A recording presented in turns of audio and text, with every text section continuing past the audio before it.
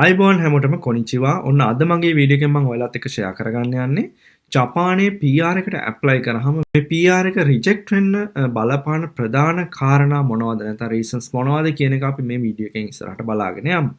ඕකේ අපි එහෙනම් මුලින්ම බලමු ඔයා ජපානයේ PR එකට ඇප්ලයි කරන්න නම් ඔයාට තියෙන්න ඕන මූලික සුදුසුකම් මොනවද කියලා. ඇතර මූලිකම සුදුසුකම තමයි ඔයා ජපානට ආපු දවසේ ඉඳලා එක දිගට අවුරුදු 10ක් ජපානයේ ජීවත් වෙලා තියෙන්න ඕන. මේ අවුරුදු 10න් අවුරුදු 5ක් අනිවාර්යෙන් ඔයා වර්කින් වීසා යටතේ වර්ක් කරලා හරියට වෙලාවට ටැක්ස් එක, ඉන්ෂුරන්ස් එක, ඊට පස්සේ පෙන්ෂන් එක වගේ දේවල් හරියට වෙලාවට ගෙවලා තියෙන්න ඕන. මේක තමයි ප්‍රධාන සුදුසුකම වෙන්නේ. ඊට පස්සේ අපි බැලුවොත් මේ PR එක තියෙන කෙනෙකුට මොනවද තියෙන වාසි එහෙම නැත්නම් මෙරිට්ස් මොනවද කියලා. ඇත්තටම වාසි ගොඩක් තියෙනවා. පළවෙනි එක තමයි ඔයාට මේ වීසා රීනියු කරන්න අවශ්‍ය වෙන්නේ නැහැ. මොකද ඔයා දන්නවා සාමාන්‍යයෙන් අපි වර්කින් වීසා යටතේ ඉන්න කෙනෙක් නම් සාමාන්‍ය අවුරුදු 5න් 5ට ඔයාට වීසා එක රීනියු කරන්න වෙනවා. නමුත් ඔයා PR හෝල්ඩර් කෙනෙක් නම් ඔයාට වීසා එක රීනියු කරන්න අවශ්‍ය වෙන්නේ නැහැ. ඔයාට PR එක හම්බෙච්ච දවස් ඉඳලා දිගටම ජපානයේ ජීවත් වෙන්න හැකියාව තියෙනවා රීනියු කරන්නේ නැතුව. නමුත් ඔයාට එක දෙයක් තියෙනවා අවුරුදු 7න් 7ට ඔයාට ඉමිග්‍රේෂන් එකට එකපාරක් යන්න වෙනවා. අතන මේ මොකද කියලා අපි බැලුවොත් සාමාන්‍ය අවුරුදු 7ක් කියන්නේ ගොඩක් ලොකු කාලයක්. මේ අවුරුදු 7 ඇතුළත ඔයා වයසට යනවා. ඒ කියන්නේ ඔයාගේ රූපය වෙනස් වෙනවා. ඒ නිසා අනිවාර්යෙන් ඔයාට මේ ඔයාගේ රෙසිඩන්ස් කාඩ් එකේ ෆොටෝ එක වෙනස් කරගන්න වෙනවා. ඒ නිසා ඔයාට ෆොටෝ එකක් අරගෙන ඉමිග්‍රේෂන් එකට ගිහිල්ලා මේක මේ කාඩ් එක ඔයාගේ අලයින් කාඩ් එක එහෙම නැත්නම් රෙසිඩන්ස් කාඩ් එක වෙනස් කරගන්න වෙනවා. ඇත්තට මේකට පැය දෙක තුනක කාලයක් තමයි යනවා කියලා කියන්නේ. ඇත්තට මේ ඉස්සරහදී මම මගේ PR එක රිනියු කරන්න යන්න ඉන්නේ. එතකොට මම ඔයාලට වෙන වීඩියෝ එකක් ගෙනන්නම් ඒ ගැන. ඒ නිසා PR තියෙන කෙනෙකුට මේ වීසා රිනියු කරන්න වෙනම ඇප්ලිකේෂන් දාලා එහෙම ප්‍රොසෙස් එකක් නැහැ. මේ ෆොටෝ එකක් ගෙනහිල්ලා ඔයාගේ රෙසිඩන්ස් කාඩ් එක වෙනස් කරගන්න කියන ඒක විතරයි තියෙන්නේ. ඒ නිසා ඔයාට PR එක තියෙනවා නම් මේ PR එක එකපාරට නැති වෙනවා කියලා එකක් නැහැ. ඔයා හරියට ජපානයේ නීතිකරුකව වැඩ කළා නීතිකරුකව ජීවත් වෙනවා නම් මේ අවුරුදු 7කට පාරක් ඉමිග්‍රේෂන් එකට ගිහිල්ලා මේ ෆොටෝ එක වෙනස් කරගන්න එක විතරයි ඔයාට කරන්න තියෙන්නේ. ඊට පස්සේ තියෙන තවත් වාසියක් තමයි ඔයාට වර්ක් කරන්න තියෙන පැය ගාන. එහෙම නැත්නම් වර්ක් ලිමිට් එකක් නැහැ. ඔයාට ඕන තරමක් වර්ක් කරන්න හැකියාව තියෙනවා. මොකද ඔයා වර්කින් වීසා එකක් යටතේ ජපානයේ වැඩ කරන කෙනෙක් නම් ඔයාට පුළුවන් වෙන්නේ වර්ක් කරන්න ඔයාගේ ඒ කියන්නේ ඔයාගේ වීසා එක හම්බෙලා තියෙන කැටගරි එකේ විතරයි ඔයාට වර්ක් කරන්න වෙන්නේ. නමුත් ඔයාට PR එක තියෙනවා නම් ඔයාට කැමති රැකියාවක් ජපානය ඇතුළත කරන්න පුළුවන් ජපනිස් කෙනෙක් වගේම. ඊට පස්සේ ඔයාට ඕන නම් කිසිම ප්‍රශ්නයක් නැහැ. ඔයාගේම කම්පැනි එකක් ජපානයේ පටන් ගන්න පුළුවන්. ඔයාගේම බිස්නස් එකක් කරන්න හැකියාව තියෙනවා. ඊට පස්සේ ඔයාගේම ගෙයක් හදන්න. ඊට පස්සේ ඔයාට ජපානයේ ප්‍රොපර්ටි එකක් ගන්න උනත් කිසිම ප්‍රශ්නයක් නැහැ. බැංක් එකකින් ලෝන් එකක් උනත් ලේසියෙන්ම හම්බෙනවා ඔයාට PR එක තියෙනවා නම්. ඕකේ අපි ඊට පස්සේ බලමු ඔයා ජපානයේ PR එකට ඇප්ලයි කරාට පස්සේ මොනවද එයාලා මේ ඉමිග්‍රේෂන් එකෙන් ඔයාගේ බලන්නේ මොනවද කියන එක අපි බලමු. ඇත්තටම ගොඩක්ම බලන දේ තමයි ඔයාගේ ඇනුවල් ඉන්කම් එක. ඇතරම් PR එකට ඇප්ලයි කරන කෙනෙකුට අනිවාර්යෙන් අවුරුද්දකට කොළ 300කට වඩා පඩියක් තියෙන්න ඕන. ඒ කියන්නේ අපි ජපානයේ කොළයක් කියලා කියන්නේ සාමාන්‍යයෙන් යෙන් 10000කට තමයි කොළයක් කියලා කියන්නේ. ඒ කියන්නේ 3 මිලියන් ජපනීස් යෙන් තියෙන්න ඕන. ඒ කියන්නේ කොළ 300කට වඩා ඔයාට පඩියක් තියෙන්න ඕන අවුරුද්දකට. ඇත්තටම ඔයාගේ ඇනුවල් ඉන්කම් එක ගොඩක් අඩු කෙනෙක් නම් ඔයාට PR එක ලැබෙන්න තියෙන chance එක ගොඩක්ම අඩුයි. ඒත් මේ අවුරුද්දකට ඔයාගේ පඩිය කොළ 300කට වඩා වැඩි වුණා කියලා ඔයාට PR එක හම්බෙන්නේ නැහැ. මේක ඔයා ඇප්ලයි කරන අවුරුද්දේ ඉඳලා පස්සට අවුරුදු 5ක් වෙනකන් මේ එක දිගට මේ කොළ 300ට වඩා වැඩි වෙලා තියෙන්න ඕන. මොකද එක අවුරුද්දක් හරි මේ කොළ 300ට වඩා අඩුවෙන් ඔයාගේ පඩිය තියෙනවා නම් ගොඩක් වෙලාවට ඔයාගේ වීසා එක රිජෙක්ට් වෙන්න මේක හැකියාවක් තියෙනවා. අපි උදාහරණයක් විදිහට බැලුවොත් ඔයා 2025 ඔයාගේ PR එකට ඇප්ලයි කරනවා නම් 2020 ඉඳලා 2025 වෙනකන් අවුරුදු 5 ඇතුළත ඔයාගේ ඇනුවල් ඉන්කම් එක බලනවා. අතර මේ හැම අවුරුද්දකම ඔයාගේ ඇනුවල් ඉන්කම් එක කොළ 300කට වඩා අවුරුද්දකට තියෙන්න ඕන.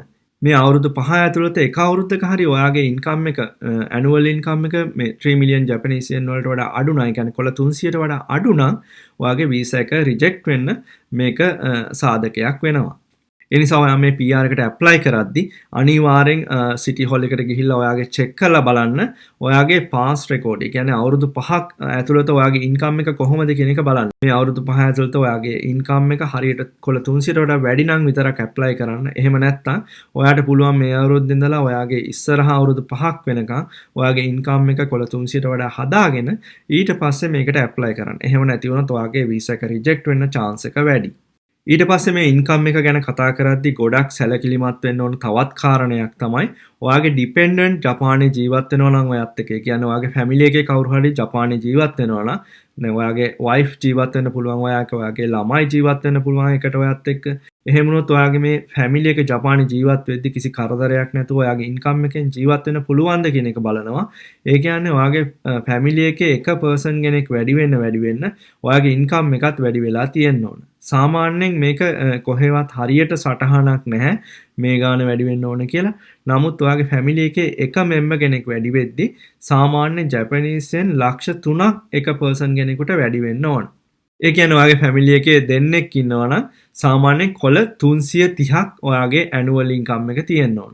ඊට පස්සේ 3 දෙනෙක් නම් ඔයාගේ ෆැමිලි එකේ, ඒ කියන්නේ කොළ 60ක් වැඩිපුර වැඩි වෙලා තියෙන්න ඕන. ඒ කියන්නේ ටෝටල් ඔයාගේ ඇනුවල් ඉන්කම් එක සාමාන්‍යයෙන් කොළ 360ක්වත් අඩුම ගානේ තියෙන්න ඕන. අතන මෙතෙන්දි ගොඩ දෙනෙකුට තියෙන තවත් ලොකු ප්‍රශ්නයක් තමයි සාමාන්‍යයෙන් දැන් ඔයයි ඔයාගේ වයිෆ් ජපානයේ ජීවත් වෙනවා. ඒ කියන්නේ ඔයාගේ ෆැමිලි එකේ දෙන්නෙක් ඉන්නවා. නමුත් දැන් මම PR එකට ඇප්ලයි කරද්දි ඔයා තනි පුද්ගලෙක්. ඔයාගේ PR එක විතරයි ඔයා ඇප්ලයි කරන්නේ. ඒ කියන්නේ වයිෆ්ට ඔයා PR එක මේ වෙලාවේ ඇප්ලයි කරන්නේ නැහැ. ඔයා මෙතෙන්දි එක පුද්ගලෙක් PR එකට ඇප්ලයි කරන නිසා සාමාන්‍ය අවුරුද්දේ ඔයාගේ ඇනුවල් ඉන්කම් එක කොළ 300කට වඩා වැඩි වෙලා තියෙනවා නම් ඇතිද කියන ප්‍රශ්නය මෙතෙන්දි ගොඩ දෙනෙකුට තියෙනවා. නමුත් ඇත්තටම ඔයා විතරක් ඇප්ලයි කරා වුණත් මේ කොළ 300ක් විතරක් තියෙනවා නම් ඔයාට මේක ප්‍රමාණවත් වෙන්නේ නැහැ. මොකද මේ PR එකට ඇප්ලයි කරාට පස්සේ ඔයා විතරක් PR එකට ඇප්ලයි කරත් ඔයාගේ මේ ඩිපෙන්ඩන්ට්, ඒ කියන්නේ ඔයාගේ ෆැමිලි එක ගැන හොයලා බලනවා. ඒ නිසා ඔයාගේ ෆැමිලි එකේ එක්කෙනෙකුට වඩා වැඩියෙන් ඉන්නවනම් අනිවාර්යෙන් වැඩි වෙන ගානට සාමාන්‍යයෙන් ජැපනීසියෙන් ලක්ෂ 3ක්වත් අවුරුද්දකට ඔයාගේ පඩිය වැඩි වෙලා තියෙන්න ඕන. එහෙම නැත්නම් ඒක ප්‍රශ්නයක් වෙනවා. ඊට පස්සේ මේ PR එක රිජෙක්ට් වෙන්න බලපාන තවත් සාධකයක් තමයි මම මුලින් මේ වීඩියෝ එක පටන් ගද්දි කිව්වා ඔයා එක දිගට අවුරුදු 10ක් ජපානයේ ජීවත් වෙලා ඒ අතරින් අවුරුදු 5ක් අනිවාර්යයෙන් වැඩ කරලා තියෙන්න ඕන කියලා. මේ වැඩ කරද්දී ඔයාට ඇත්තටම එකම කම්පැනියේ එක දිගට අවුරුදු 5ක් වැඩ කරන්න අවශ්‍ය නැහැ. ඔයාට පුළුවන් මේ කම්පැනිස් මාරු කරලා වුණත් එක දිගට මේ අවුරුදු 5 වැඩ කරලා තියෙනවා නම් කිසි ප්‍රශ්නයක් වෙන්නේ නැහැ. නමුත් මෙතෙන්දි සැලකිලිමත් විය යුතු එක කරුණක් තියෙනවා. ඒක තමයි ඔයා එක කම්පැනි එකක වැඩ කළා. මොනවා හරි සිද්ධියක් නිසා ඔයා මේ කම්පැනියෙන් අස් වෙලා ඊට පස්සේ තව අනිත් කම්පැනි එකට යද්දී يعني ඔයා ඊළඟ කම්පැනි එකේ වැඩ පටන් ගන්න ලොකු කාලයක් ඔයාගේ වැඩ කරන්නේ නැතුව බ්ලැන්ක් එකක් තියෙනවා නම් ඒක ඔයාගේ ඉන්කම් එකට ලොකු බලපෑමක් වෙනවා. ඒ කියන්නේ දැන් ඔයා එක කම්පැනි එකෙන් අස් වෙලා ඊළඟ කම්පැනි තව මාසෙකින් විතර ටක් ගාලා ජොයින් වුණා නම් මේක කිසි ප්‍රශ්නයක් වෙන්නේ නැහැ. නමුත් අපි උදාහරණයක් විදිහට බැලුවොත් ඔයා එක කම්පැනි එකෙන් අස් වෙනවා. ඊට පස්සේ අනිත් කම්පැනි එකට යන්න මාස 6ක් විතර ලොකු කාලයක් යනවා ඔයාට ඊළඟ කම්පැනිය හොයාගන්න. ඇතරම මේ එහෙම වුණොත් ඔයාගේ මේ වැඩ කරපු නැති මාස 6 ඉන්කම් එකක් ඇත්තටම ඔයාලට ගොඩක් අඩුවෙන් සමහරට පාර්ට් ටයිම් කරන්න පුළුවන්. ඉන්කම් එක ගොඩක් අඩු වෙනවා ඒ අවුරුද්දේ. ඒ නිසා මෙහි වගේ ලොකු ඉන්කම් එකේ ඩ්‍රොප් එකක් තියෙනවා. ඒ කියන්නේ ගොඩක් අඩු වෙලා තියෙනවා නම් මේකත් මේ PR එක රිජෙක්ට් වෙන්න එක සාධකයක් වෙන්න පුළුවන්. මොකද ඔයාට මේ PR එකට ඇප්ලයි කරාට පස්සේ ඔයාගේ මේ ඉන්කම් එක කියන එක තදින්ම බලනවා. මෙතෙන්දී ඔයාගේ මේ අවුරුද්ද පුරා ස්ටේබල් ඉන්කම් එකක්. ඒ කියන්නේ එක දිගට හොඳ ඉන්කම් එකක් දිගටම හම්බෙනාද කියන එක අනිවාර්යෙන් බලනවා. මොකද මෙහෙම බලන්නේ කිව්වොත් ඉතින් ඇත්තටම ඔයා ජපානයේ PR එක අරගෙන එක දිගට දැන් ඉස්සරහට ජපානයේ ජීවත් වෙද්දී ඔයාගෙන් මේ ඔයාට හරියට මේ ටැක්ස් ටික ගෙවාගෙන ඊට පස්සේ පෙන්ෂන් එක, ඉන්ෂුරන්ස් එක වගේ දේවල් හොඳට ගෙවාගෙන ඔයාගේ ජීවිතේ කිසි ප්‍රශ්නයක් නැතුව ජපානයේ ගෙනියන්න පුළුවන්ද කියන එක තමයි ගොඩක් වෙලාවට මේ PR එක දෙද්දි ගොඩක්ම බලන සාධකේ. ඒ නිසා මේ ඉන්කම් එක හරියට දිගට කිසි ප්‍රශ්නයක් නැතුව තියාගෙන යන එක අනිවාර්යෙන් ඔයා සැලකිල්ලෙන් කරන්න ඕන දෙයක්. ඒ නිසා ඔයා PR එකට ඇප්ලයි කරන්න කලින් ඔයාගේ කම්පැනි එක මාරු කරනවා නම් අනිවාර්යෙන් දැන් ඉන්න කම්පැනි ආස් වෙන්න කලින් අලුත් කම්පැනි හොයාගෙන ඊට පස්සේ ආස් වෙලා ටක් ගාලා අලුත් කම්පැනි එකට ජොයින් වෙන එක තමයි ගොඩක්ම හොඳ. ඔයාගේ PR එක රිජෙක්ට් වෙන්න බලපාන තවත් සාධකයක් තමයි ඔයා එක දිගට දවස් 90ක්, ඒ කියන්නේ මාස 3ක් එක දිගට ජපානයෙන් පිටත ජීවත් වෙලා තියෙනවා නම් මේකත් ඔයාගේ මේ PR එකට ගොඩක් මයිනස් විදියට බලපාන්න පුළුවන්. ඇත්තටම ඔයා නිතර ලංකාවට යනවා වෙන්න පුළුවන්. මේ වගේවා නිතර ජපානයෙන් බැහැරව යන කෙනෙක් නම් මේවත් බලපානවා. ඇත්තට මොකද එහෙම කෙනෙකුට මෙයාලා හිතනවා ඔයාට දිගටම මෙහි ජපානයේ ඉන්න අවශ්‍යතාවයක් නැහැ. ඒ නිසා මෙහෙම කෙනෙකුට එයාලා PR දෙන්න කැමති නැහැ. ඇත්තට මම මුලින් කිව්වා ඔයා එක දිගට අවුරුදු 10ක් ජපානයේ ඉන්න ඕන මේ PR එකට ඇප්ලයි කරන්න කියලා. දැන් අපි උදාහරණයක් ඉදිරියට ගත්තොත් ඔයා එක දිගට අවුරුදු 8ක් ජපානයේ ඉන්නවා. ඊට පස්සේ මේ 8 වෙනි අවුරුද්දේදී ඔයා එකපාරක් ලොකු නිවාඩුවකට ලංකාවට යනවා. ඒ කියන්නේ මාස 3කට වඩා ඔයා ලංකාවට ගිහිල්ලා ආයි ජපානට ආවොත් ඇත්තට මෙතෙන්දී ඔයාගේ මේ අවුරුදු ගාන රීසෙට් වෙනවා. දැන් ඇත්තටම මෙතෙන් ඉඳලා ඔයාගේ කවුන්ට් වෙන්නේ මේ මුල අවුරුදු 8 ඔයාට කවුන්ට් වෙන්නේ නැහැ.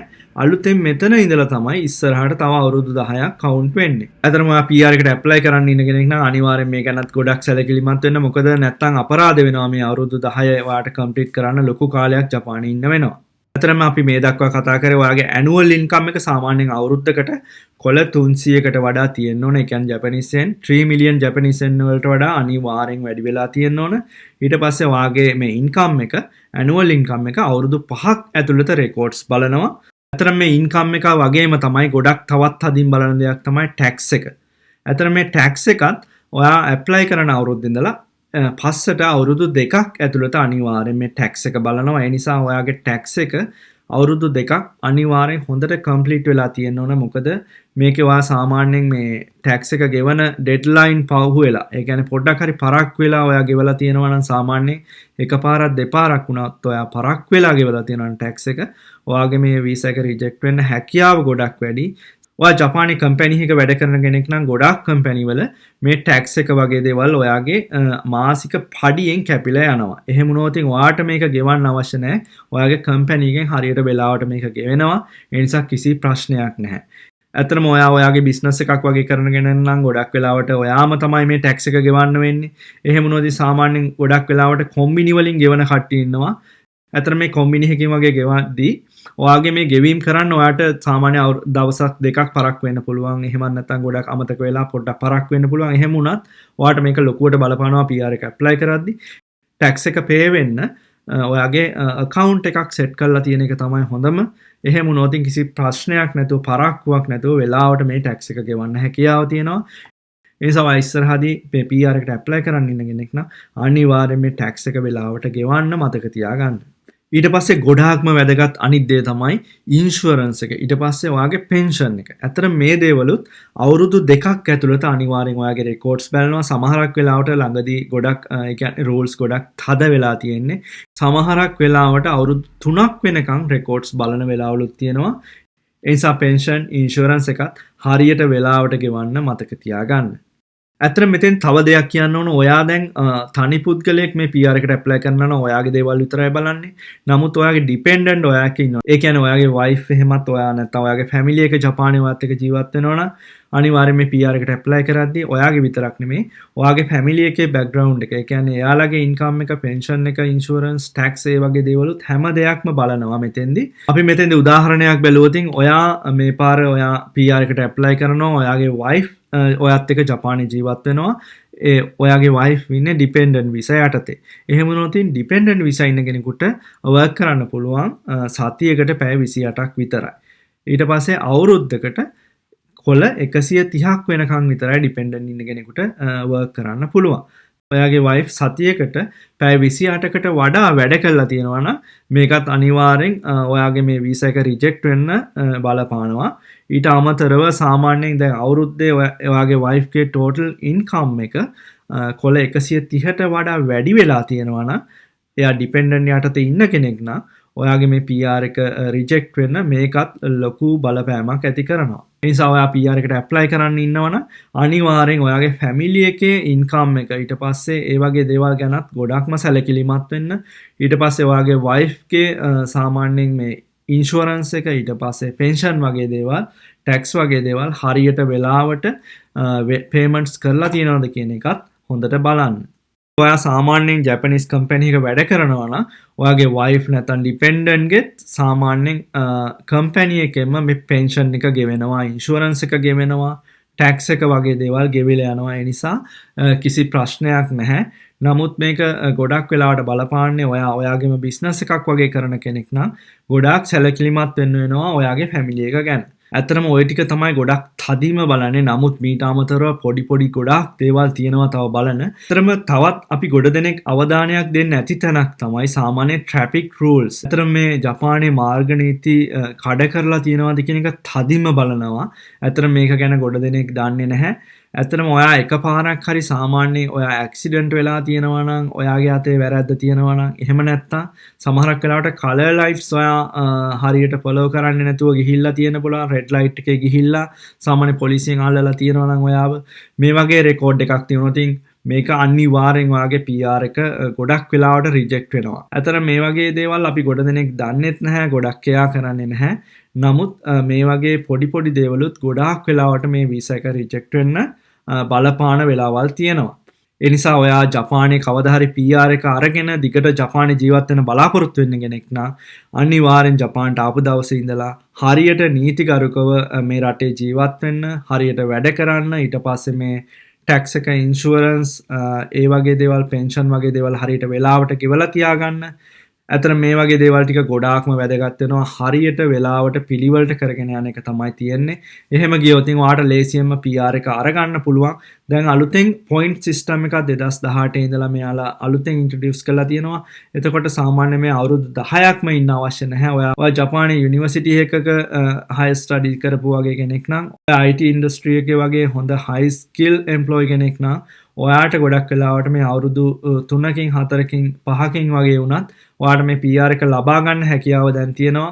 මම ඉස්සරහට මේකෙත් ඩීටේල්ස් දාලා වෙනම වීඩියෝ එකක් කරන්න. ඕකේ, එහෙනම් අදට ඔය ටික තමයි මම ඔයාලත් එක්ක ෂෙයා කරගන්න බැලුවේ. එහෙනම් අපි ඊළඟ වීඩියෝ එකෙන් හමු වෙමු. හැමෝම පරිස්සමෙන් ඉන්න. සයෝනාරා.